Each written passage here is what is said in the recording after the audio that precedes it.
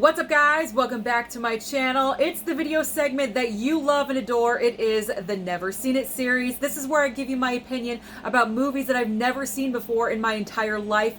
Do I love them? Do I hate them? And most importantly, do I recommend them to you? There's always the best of the batch and there's always a worst. Everything else falls in between. So before I get into showing you what I've been watching lately, if you're brand new here on my channel and you love and adore physical media and everything to do with movies, then consider hitting that red subscribe down below, as well as that like button, but most importantly, that notification bell so you don't miss anything in the future. So I've been extremely busy watching Never Seen It. I had so many to choose from.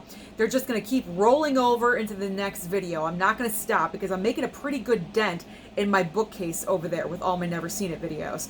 So let's start off with, what did I love the most out of the past couple of weeks that I've been watching? I have two favorites from this batch.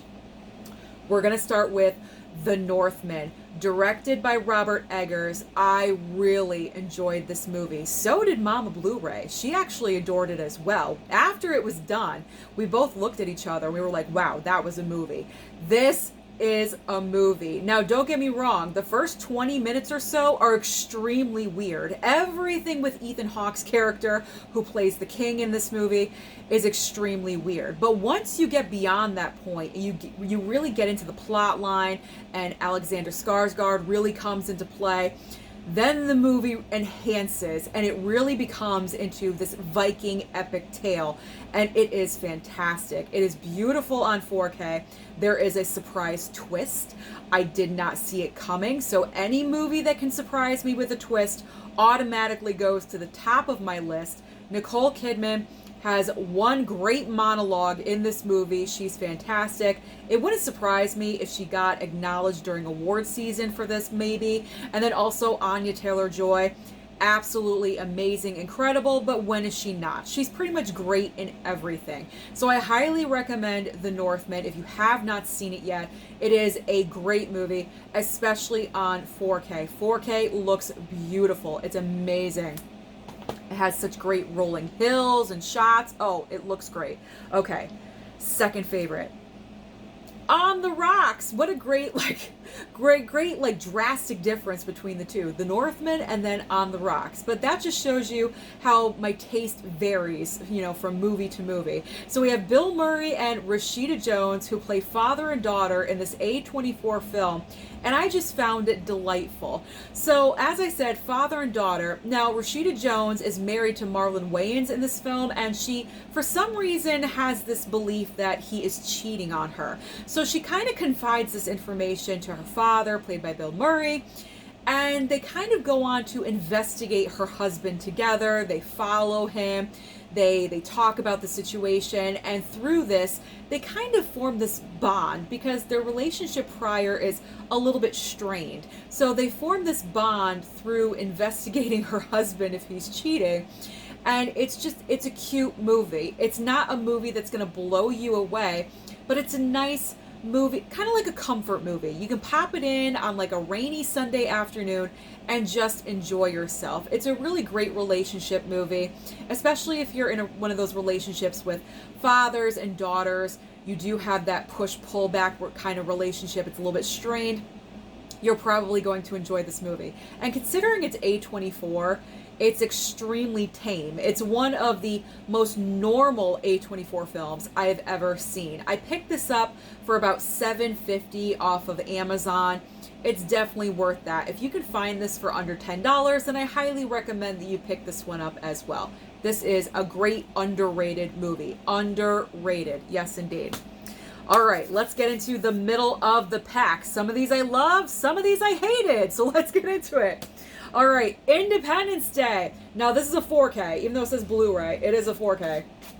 Because I had two copies of Independence Day, and the 4K did not have a slip, so I stole the slip off the Blu-ray. I'm going to get rid of the Blu-ray, keeping the 4K with the slip.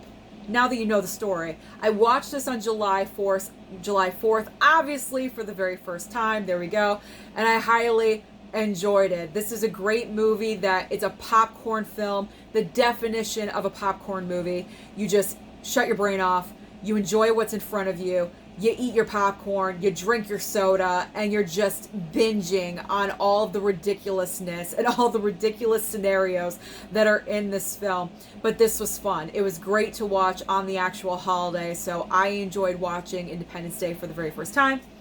And I will probably incorporate it into my yearly routine because you know me, I love a theme, and that's how it is. Up next is Killer Party. Man, this movie was weird. This movie was weird, but I enjoyed it. It's, as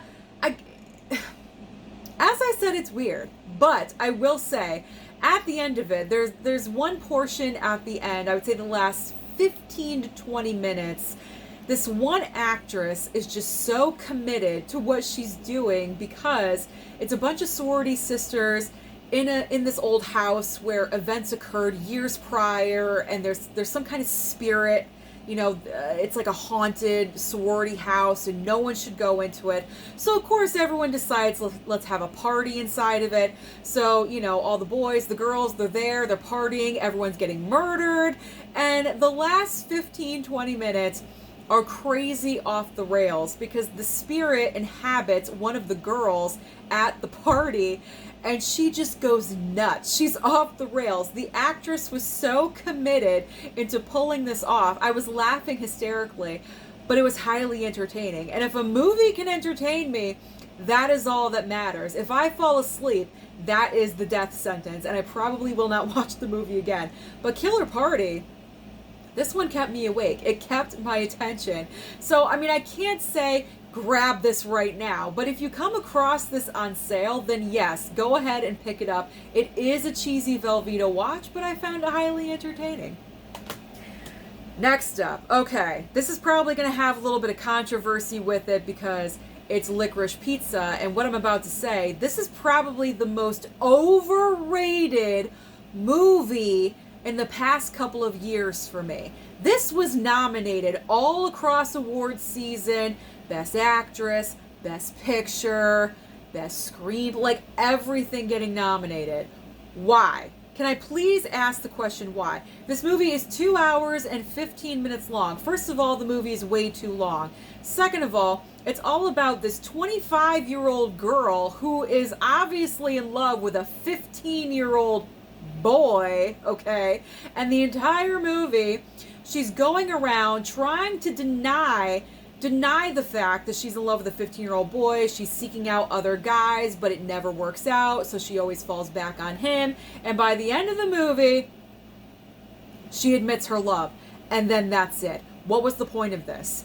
Overrated. I just had some great fantastical idea in my head that this movie was some great thing, and it just wasn't. So overrated. I do not understand how this got as much acclaim as it did. Big question mark for me. If you agree with me, let me know down below in the comments, and if you don't, it is my opinion. No one is going to love every single movie that everyone else loves. I apologize if you guys love this movie and we're clashing in that area, but for me, overrated. Completely overrated. I'm gonna keep it and I'll watch it again, but I was expecting more to happen, but that was just the basics of the story and then it was done. Okay, let's move on with our lives. Next up, Indiana Jones, Raiders of the Lost Ark. Can you believe I've never seen Raiders? It was boring to me. I apologize. This was boring. Now, I was into it. I was ready. I was watching the first, I'd say half hour or so. I was watching it, but then I started drifting off to Sleep Town, and once that happens to Susan, it's bad news, because usually I do not wake up until the very end of the movie, or I miss the rest of the movie completely. So this one I will rewatch again, because I believe my opinion of this will change on a second watch. And I know a lot of people say that Raiders is their favorite Indiana Jones movie. I don't get it. I prefer Temple of Doom, but that's just me. Obviously, we're not going to agree. We're going to clash sometimes. It's okay. But I will watch Raiders again. I will. I'll give it the other chance. Next time, I'll watch the other Steelbook that I have. See? I'm making use out of my multiple purchases. There we go. Okay. Now we got some Candyman, Day of the Dead, and what? Farewell to the Flesh, aka Candyman 2 and 3. We obviously know the first Candyman is the best. I mean, that's without question. It's the best one. These do not live up, obviously, 2 and 3. They're not the best movies. They're not the worst things I've seen either. They're middle of the pack. I mean, there's nothing special about them. I did stay awake, and I did finish them. To be honest, I love this one for the slipcover. I mean, the slipcover looks great.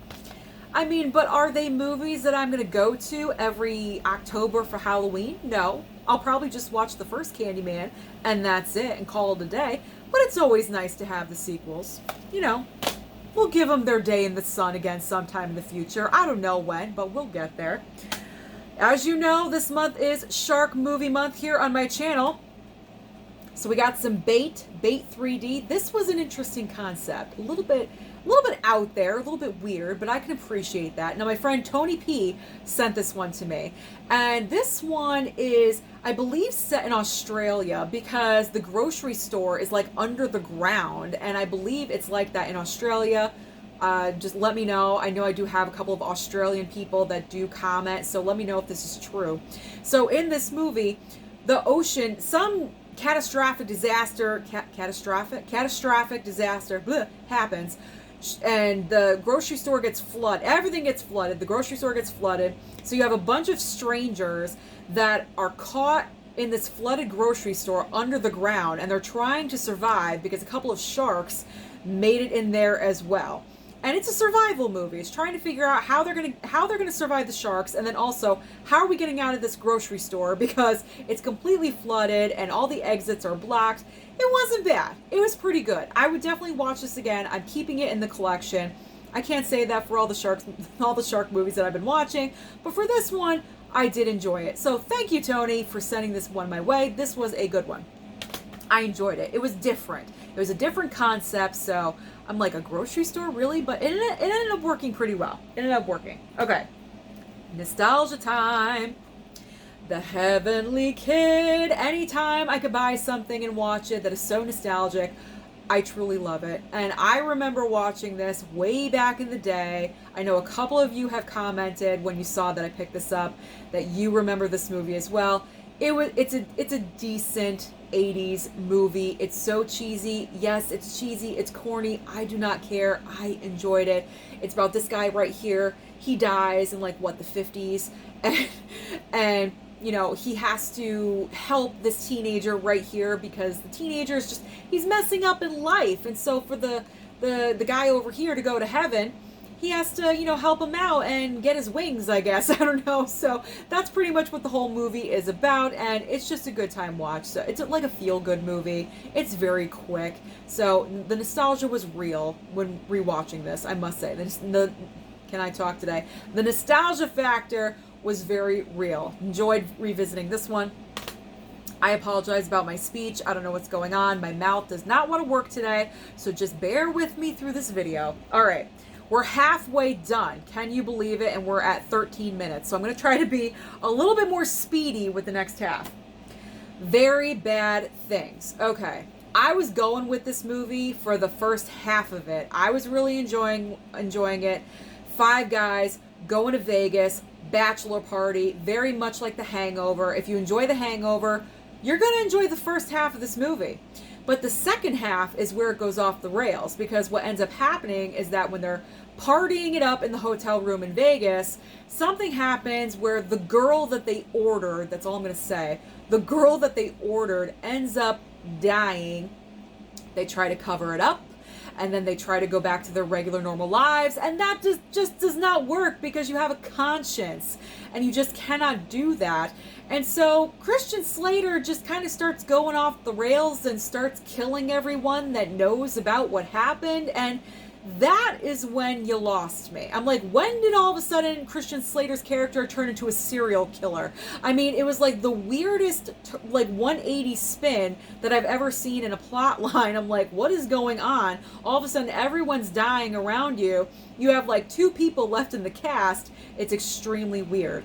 Cameron Diaz is in this movie. She plays the bride. She's very annoying. The ending is weird. I didn't like how it ended at all whatsoever. It kind of seems like they're like, what do we do? let's just have Cameron Diaz screaming in the middle of the road, and that's how they end it. Like, the ending sucks. It's not a good ending whatsoever. But at least I've seen it, so I can let you know, don't pick this up. It's not worth it. Don't pick up Very Bad Things. There's other movies you could spend your money on.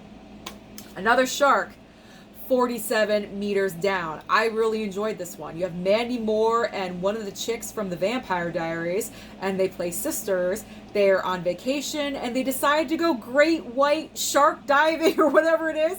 They get put into the cage. They go into the ocean. Whoops! The cord there snaps, and they go down 47 meters down to the bottom of the ocean. It is a very simple plot. It is a survival story. How are they getting out of there? What are they going to do? Is this really happening or not? I love the hallucination aspect. I thought that was great. So 47 Meters Down is a solid shark movie. If you have not seen it, I do recommend. Let's move on to Sliding Doors. The slipcover is better than the movie.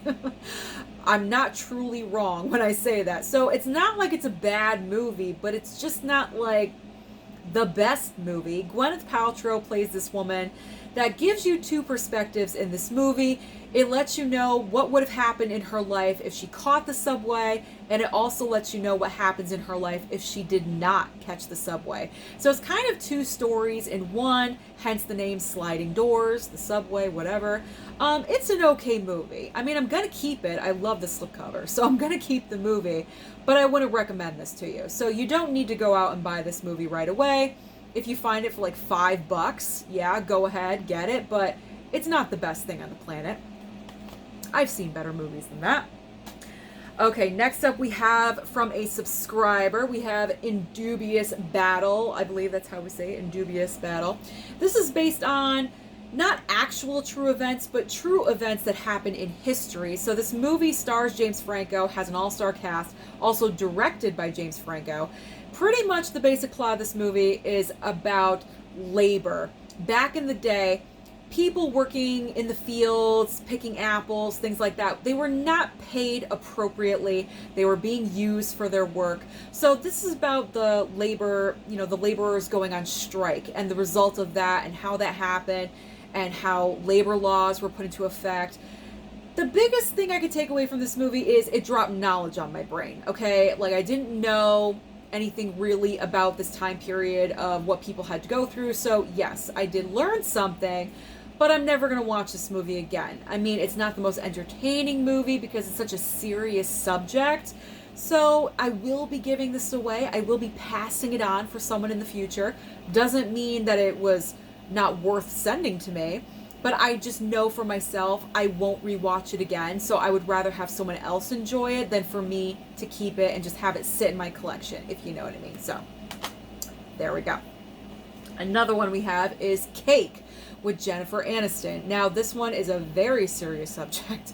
Very serious subject. You have Jennifer Aniston, who plays this woman that is just going through really, really hard times, experiencing loss, and she went through like a physical accident, so she's going through a lot of pain, physical pain, and it's just, the role is such a 180 for Jennifer Aniston. We usually always see her, obviously from Friends, as Rachel Green, very, peppy in romantic comedies. This is like such a dark story for her to go to, and I respect her for doing it. But again, it's another movie I know I'll probably never watch again, so I will be passing this on as well to whoever wants it in the future. But I'm actually putting like a lot of movies in boxes, and I'll probably just ending up taking them over to Bull Moose and trade them in, because what else am I going to do with all these? You know what I'm saying?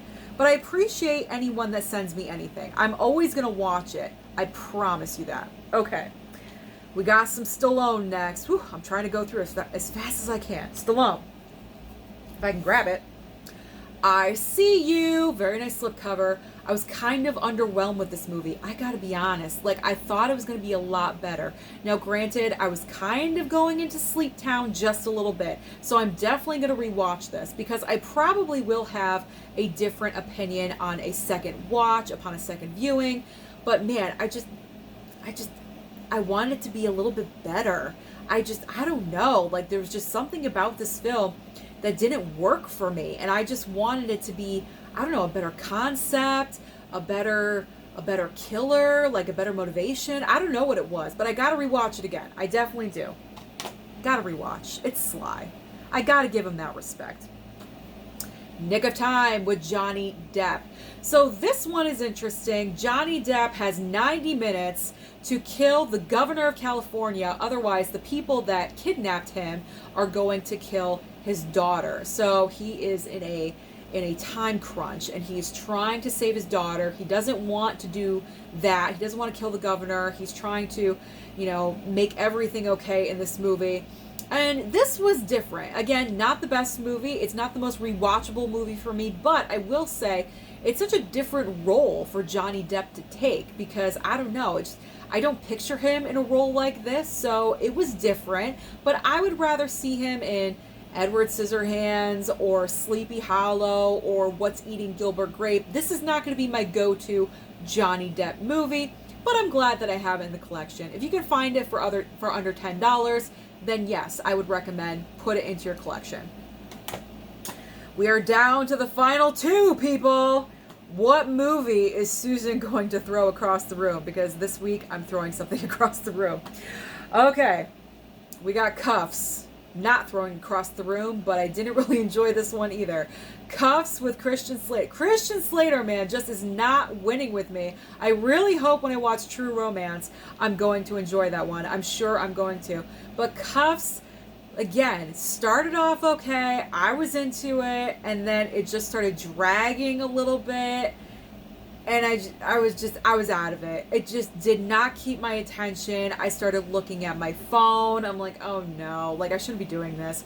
I will rewatch it. I will give it an honest second chance, but I wasn't that thrilled with it. Christian Slater, what's going on, man? What are you doing to me?